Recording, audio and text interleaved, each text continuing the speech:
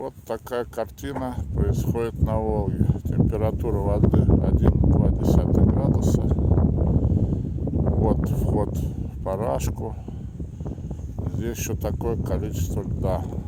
Большое-пребольшое. И вот еще льдинки плывут. Вот льдины видно. Здесь более серьезная. Вход в Парашку практически закрыт льдом со стороны Волги. А дальше, если вы видите, вот такие айсберги плавают. Вот какие. Вот я попробую приблизить. Вот такие вот айсберги. Ну, как-то так. То есть еще по берегам льда очень много.